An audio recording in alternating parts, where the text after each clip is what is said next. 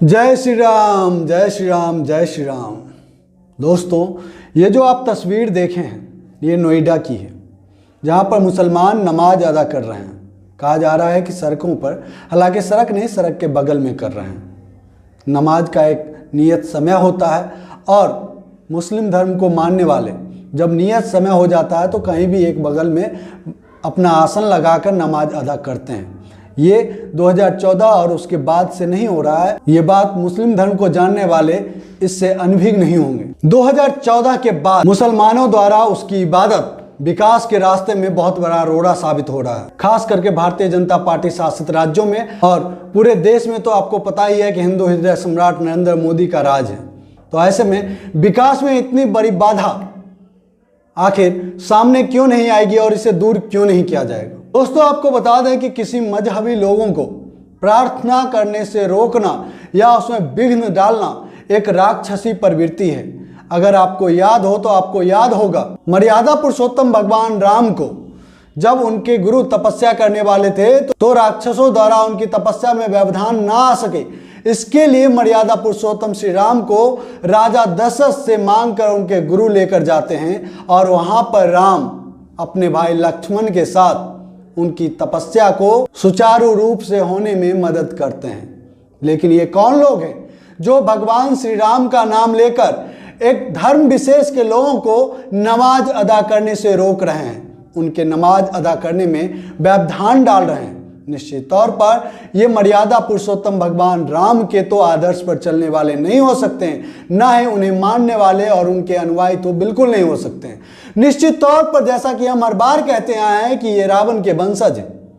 तमाम हिंदुओं, गौर से सुन लो, जो लोग हिंदुत्व के नाम पर आपको बांटने की कोशिश करते हैं, दूसरे धर्म के लोगों से आपको खतरा दिखाते हैं, दरअसल ये लोग ही आपके लिए, आपके धर्म के लिए सबसे बड़े खतरे हैं। जिस मुस्लिम धर्म को आज ये लोग आतंकवादी कहते हैं, आतंकवाद से जोड़ते हैं, आपको बता दें कि ये आतंकवादी हम हिंदुओं को, हम भारतवासियों को बहुत बार सताया है। लेकिन उस आतंकवादियों ने और उस पाकिस्तान ने जितना नुकसान मुस्लिम कम्युनिटी का किया है, उतना नुकसान इस दुनिया में दूसरे ना किसी देश को किया है और ना ही किसी दूसरे धर्म को किया है। क्योंकि आपको पता है, इस पूरी दुनिया में अगर कोई व्यक्ति कहीं जाता है और धर्म के नाम पर अगर उसकी पहचान मुसलमान के रूप में होती है तो बगल वाला दूर भागता है। ऐसा क्यों? क्योंकि आज मुस्लिम धर्म के नाम पर जिन पाखंडियों ने आतंकवाद को एक स्वरूप दिया है, जिहाद का एक नाम दिया है, उसने मुस्लिम धर्म को सबसे ज्यादा नुकसान किया है।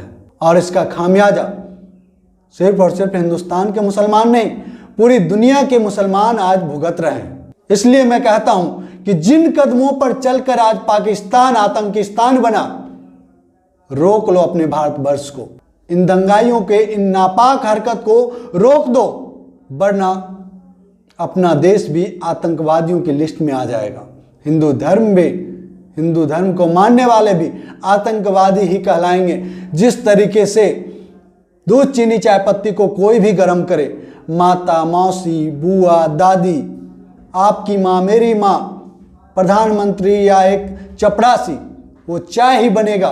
तो जिस तरीके से पाकिस्तान में मुस्लिम धर्म का गलत परिभाषा का इस्तेमाल करके मुस्लिम धर्म को वहां के पाखंडियों ने बदनाम करके आज ये विभिन्न तस्वीर पेश किया है। अगर आज हिंदुओं को साथ लेकर, भगवान श्री राम का नाम लेकर इस तरीके से लोगों को परेशान करेंगे, लोगों की जिंदगी में मुश्किलें खड़ी करेंगे, तो निश्चित तौर पर आगे यही देखने को मिलेगा। और दोस्तों, आपको बता दें कि ये सत्ताधीश क्यों कर रहे हैं? क्योंकि ये नालायक अपने कार्यकाल के दौरान जनहित में कोई कार्य नहीं किया। सिर्फ और सिर्फ हिंदू मुस्लिम अपने मातृ संगठन राष्ट्रीय स्वयं सेवक संघ के एजेंडे को लागू करने का काम किया, देश को विभिन्न धर्मों जातियों में बांटने का काम किया। यही कारण है कि जिस व्यक्ति के पास 2014 और उससे पहले देश की तमाम समस्याओं का हल था, आज वो नकारा नाकाबिल हमारे समाज के लिए, हमारे देश के लिए खुद सबसे बड़ी समस्या बन चुका है। यही कारण है कि इस तरह के हिंदू मुसलमान बाबेला खड़ा करना चाहता है और हम सभी देशवासियों को बांटना चाहता है। दोस्तों अब भी बहुत ज़्यादा वक्त नहीं हुआ है।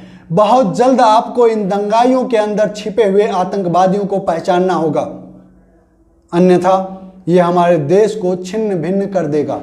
और दोस्तों उत्तर प्रदेश के लोगों को खास करके मैं एक चीज़ कहना चाहता हूँ, जिस व्यक्ति के राज में आज पुलिस स्टेशन सुरक्षित नहीं है, जिन व्यक्ति के राज में सबसे ज़्यादा फर्जी एनकाउंटर किए गए, जिस व्यक्ति के राज में पुलिस वालों की लिंचिंग हुई, जिस व्यक्ति के राज में हिंदू बेटियों का बलात्कार हुआ, मुसलमानों को दूसरे धर्मों का छोड़ दो, लेकिन अगर आप इसे हिंदू हृदय सम्राट मानते हैं, हिंदुओं का हितैषी बताते हैं, तो मैं आपसे सवाल करता हूं कि हिंदू बेटियों का बलात्कार हुआ और उन बलात्कारियों का इन लोगों ने माल्यार्पण करके स्वागत किया।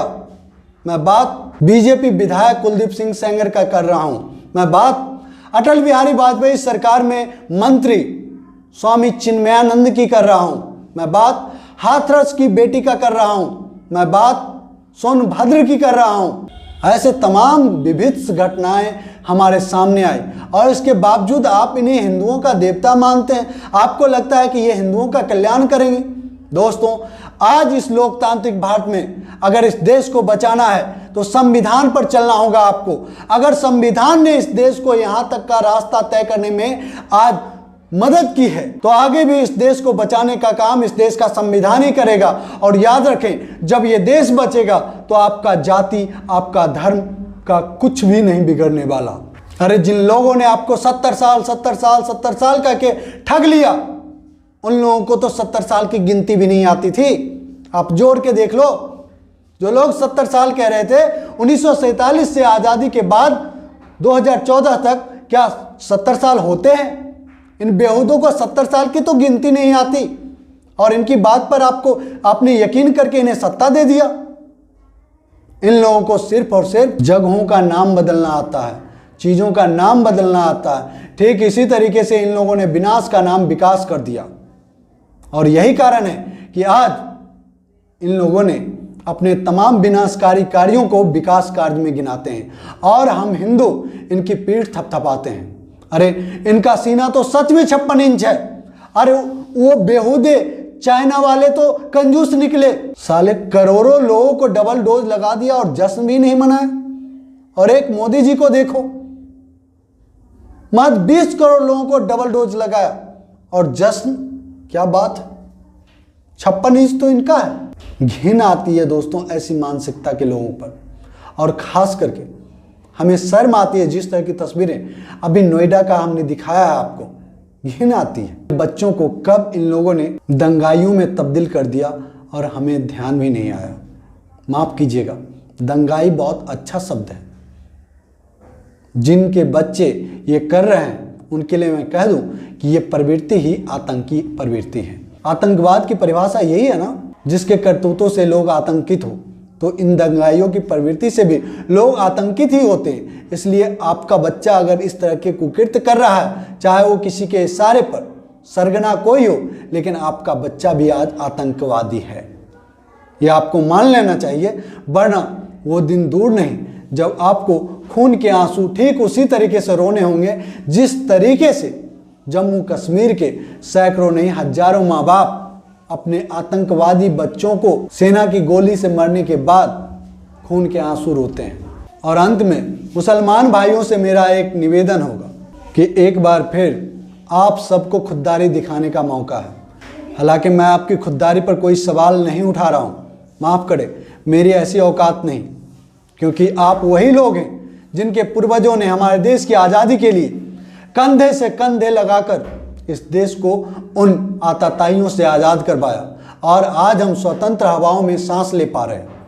हमारी औकात नहीं कि आपके इस देश के ऊपर विश्वास, भरोसे और आपकी देशभक्ति के ऊपर मैं सवाल उठाऊं। लेकिन आज जम्मू कश्मीर के अंदर जिस तरीके से लोगों के नाम धर्म पूछकर टारगेट किए जा रहे हैं, उन्हें मौत के घाट उतारे जा रहे हैं, आज वक्त आ गया है कि एक बार फिर इन आतंकवादियों को करारा जवाब दिया जाए, इनका विरोध किया जाए और अपने विरोध के स्वर से इन्हें आतंकवादी कहा जाए। दोस्तों, किसी भी हाल में इन आतंकियों को, दहशतगर्दियों को अपने धर्म, अपनी कौम से जुड़ने नहीं दें। अब तक 25 से ज़्यादा लोगों के मौत के घाट उतार चुके हैं और अब तक 15 से ज़्यादा जवान हमारे शहीद हो चुके हैं। इसलिए इसकी हर धर्म के लोग, हर विचार के लोगों को इसकी कड़ी भर्त्सना करनी चाहिए और आशा है आप सब जरूर इसकी आलोचना करेंगे और इन गद्दारों को करारा जवाब देंगे। इस टॉपिक पे इतना ही। अगर हमारी ये प्रस्तुति आपको अच्छी लगी तो वीडियो को लाइक करें, शेयर जरूर करें और जो दोस्त पहली बार हमारे चैनल न्यूज भारती पर, आपसे निवेदन है कि हमारे चैनल को सब्सक्राइब कर लें और घंटे के बटन को जोर दबा दें ताकि हमारा हर एक वीडियो सबसे पहले आपको मिले। जय हिंद, जय भारत, जय संविधान।